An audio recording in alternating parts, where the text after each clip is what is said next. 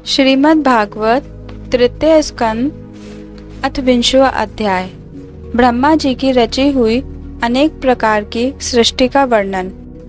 शौनक जी कहते हैं, सूत जी, पृथ्वी रूप आधार पाकर स्वयंभू मनु ने आगे होने वाली संतति को उत्पन्न करने के लिए किन किन उपायों का अवलंबन किया। विदुर जी बड़े ही विदुर जी बड़े ही भगवत भक्त और भगवान श्री कृष्ण के अनन्य सुहृद थे। इसीलिए उन्होंने अपने बड़े भाई धृतराष्ट्र को उनके पुत्र दुर्योधन के सहित भगवान श्री कृष्ण का अनादर करने के कारण अपराधी समझकर त्याग दिया था। वे महर्षि द्वैपायन के पुत्र थे और महिमा में उनसे किसी प्रकार कम नहीं थे तथा सब प्रकार भगवान श्री कृष्ण के आश्रित और कृष्ण भक्तों के अनुगामी थे। तीर्थ सेवन से उनका अंतःकरण और भी शुद्ध हो गया था। उन्होंने कुशाव्रत क्षेत्र अर्थात हरिद्वार में बैठे हुए तत्वज्ञानियों में श्रेष्ठ मैत्र जी के पास जाकर और क्या पूछा।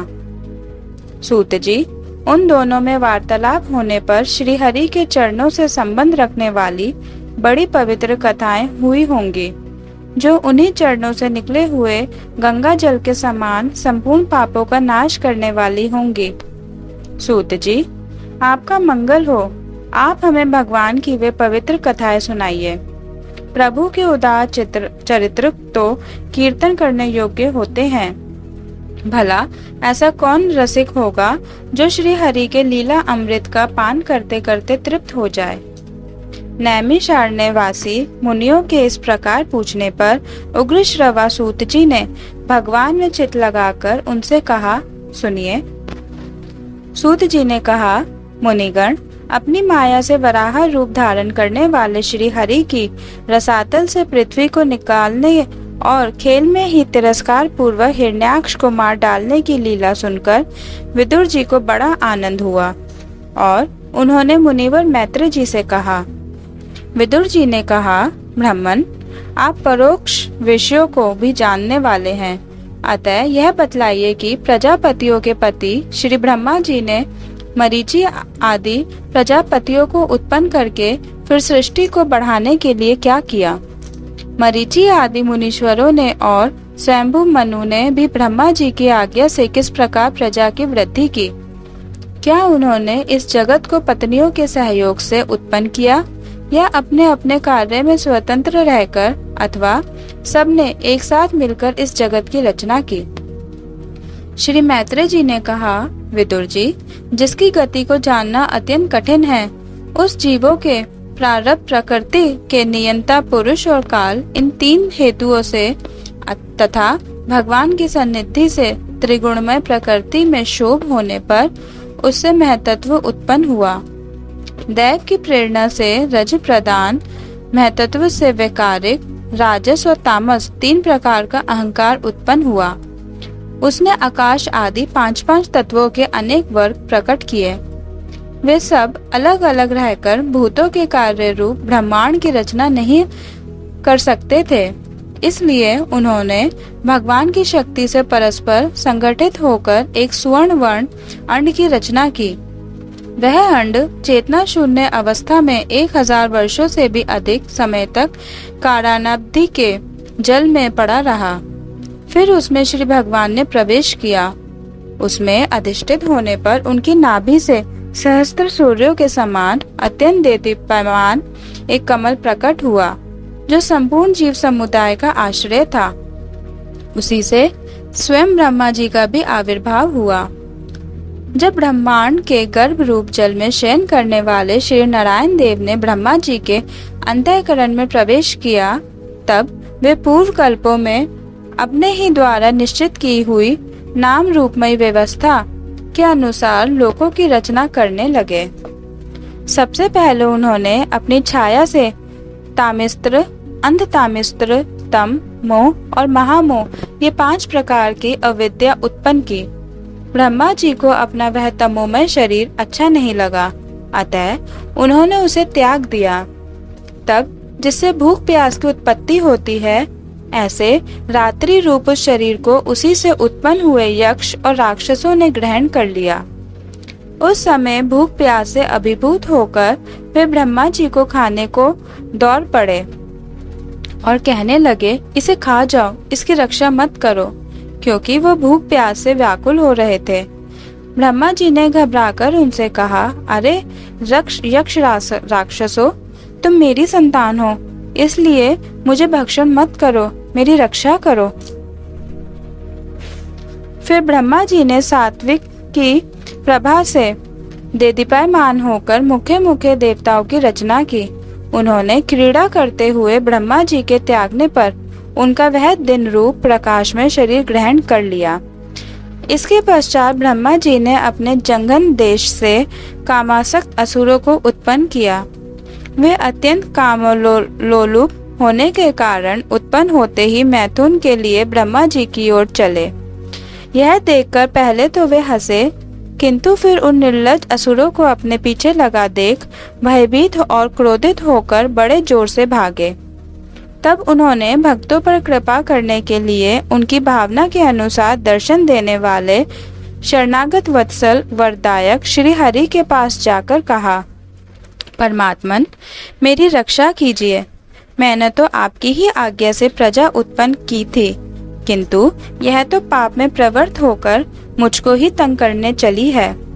नाथ, एकमात्र आप ही दुखी जीवों का दुख दूर करने वाले हैं, और जो आपकी चरण शरण में नहीं आते उन्हें दुख देने वाले भी एकमात्र आप ही हैं। प्रभु तो प्रत्यक्ष वक्त सबके हृदय की जानने वाले हैं। उन्होंने ब्रह्मा जी की आतुरता देखकर कहा, तुम अपने इस काम कलुषित शरीर को त्याग दो। भगवान के यूं कहते ही उन्होंने वह शरीर भी छोड़ दिया। उसके चरण कमलों के पाजेब झंकृत हो रहे थे, उसकी आंखें मतवाली हो रही थी और कमर करधनी की लड़ों से सुशोभित सजीली साड़ी से ढकी हुई थी। उसके उभरे हुए स्तन इस प्रकार एक दूसरे से सटे हुए थे कि उनके बीच में कोई अंतर ही नहीं रह गया था। उसकी नासिका और दंतावली बड़ी ही सुघड़ थी तथा वह मधुर मधुर मुस्कुराती हुई असुरों की ओर हाव भावपूर्ण दृष्टि से देख रही थी। ब्रह्मा जी का छोड़ा हुआ वह शरीर एक सुंदरी स्त्री संध्या देवी के रूप में परिणत हो गया था। वह नीली नीली अलकावली से सुशोभित सुकुमारी मानो लज्जा के मारे अपने अंचल में ही सिमटी जाती थी। विदुर जी, उस सुंदरी को देखकर सबके सब असुर मोहित हो गए। अहो, इसका कैसा विचित्र रूप, कैसा अलौकिक धैर्य और कैसी नई अवस्था है। देखो, हम काम पीड़ितों के बीच में यह कैसी बेपरवाह से विचर रही है।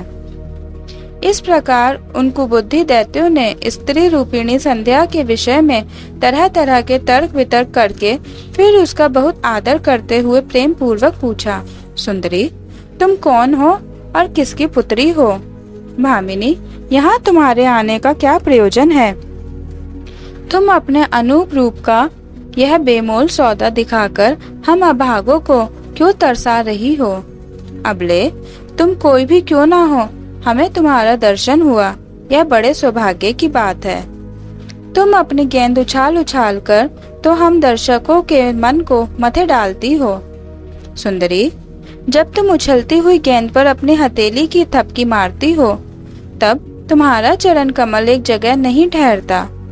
तुम्हारा कटी प्रदेश स्थूल स्तनों के भार से थक सा जाता है और तुम्हारी निर्मल दृष्टि से भी थकावट झलकने लगती है। अहो, तुम्हारा केशपाश कैसा सुंदर है। इस प्रकार स्त्री रूप से प्रकट हुई उस सायंकालीन संध्या ने उन्हें अत्यंत कामासक्त कर दिया और उन मूढ़ों ने उसे कोई रमणी रतन समझकर ग्रहण कर लिया।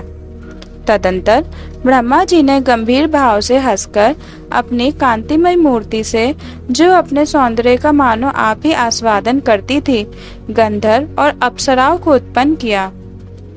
उन्होंने ज्योत्सना अर्थात चंद्रिका रूप अपने उस कांतिमय प्रिय शरीर को त्याग दिया।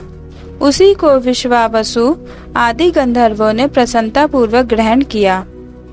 इसके पश्चात भगवान ब्रह्मा ने अपनी तंद्रा से भूत पिशाच उत्पन्न किए। उन्हें दिगंबर और बाल बिखेरे देख उन्होंने आंखें मूंद ली। ब्रह्मा जी के त्यागे हुए उस जम्भाई रूप शरीर को भूत पिशाचों ने ग्रहण किया। इसी को निद्रा भी कहते हैं, जिससे जीवों की इंद्रियों में शिथिलता आती देखी जाती है। यदि कोई मनुष्य झूठे मुंह सो जाता है तो उस पर भूत पिशाच आदि आक्रमण करते हैं, उसी को उन्माद कहते हैं। फिर भगवान ब्रह्मा ने भावना की कि मैं तेजोमय हूँ और अपने अदृश्य रूप से साधे गण एवं पितृगण को उत्पन्न किया। पितरों ने अपनी उत्पत्ति के स्थान उस अदृश्य शरीर को ग्रहण कर लिया। इसी को लक्ष्य में रखकर पंडित जन श्राद्ध आदि के द्वारा पितरों और साधे गणों को क्रमशः कव्य अर्थात पिंड और हव्य अर्पण करते हैं। अपनी तिरोधान शक्ति से ब्रह्मा जी ने सिद्ध और विद्याधरों की सृष्टि की और उन्हें अपना वह अंतर ध्यान नामक अद्भुत शरीर दिया। एक बार ब्रह्मा जी ने अपना प्रतिबिंब देखा, तब अपने को बहुत सुंदर मानकर उस प्रतिबिंब से किन्नर और किम पुरुष उत्पन्न किए। उन्होंने ब्रह्मा जी के त्याग देने पर उनका वह प्रतिबिंब शरीर ग्रहण किया। इसीलिए ये सब उस काल में अपनी पत्नियों के साथ मिलकर ब्रह्मा जी के गुण का कर्म आदि का गान किया करते हैं। एक बार ब्रह्मा जी सृष्टि की वृद्धि न होने के कारण बहुत चिंतित होकर हाथ पैर आदि अवयवों को फैलाकर लेट गए और फिर क्रोधवश उस भोगमय शरीर को त्याग दिया। उससे जो बाल झड़कर गिरे वे अही हुए तथा उसके हाथ पैर सिकुड़कर चलने से क्रूर स्वभाव सर्प और नाग हुए, जिनका शरीर फर्ण रूप से कंधे के पास बहुत फैला होता है। एक बार ब्रह्मा जी ने अपने को कृतकृत्य सा अनुभव किया। उस समय अंत में उन्होंने अपने मन से मनुओं की सृष्टि की। ये सब प्रजा की वृद्धि करने वाले हैं। मनस्वी ब्रह्मा जी ने उनके लिए अपना पुरुषाकार शरीर त्याग दिया। मनुओं को देखकर उनसे पहले उत्पन्न हुए देवता गंधर्व आदि ब्रह्मा जी की स्तुति करने लगे। वे बोले, विश्वकर्ता ब्रह्मा जी, आपकी यह अर्थात मनुओं की सृष्टि बड़ी ही सुंदर है। इसमें अग्निहोत्र आदि सभी कर्म प्रतिष्ठित हैं। इसकी सहायता से हम भी अपना अन्न ग्रहण कर सकेंगे। फिर आदि ऋषि ब्रह्मा जी ने इंद्रिय संयम पूर्वक तप, विद्या, योग और समाधि से संपन्न हो अपनी प्रिय संतान ऋषिगण की रचना की और उनमें से प्रत्येक को अपने समाधि, योग, ऐश्वर्य, तप, विद्या और वैराग्यमय शरीर का अंश दिया। श्रीमद् भागवत 20वां अध्याय संपूर्ण।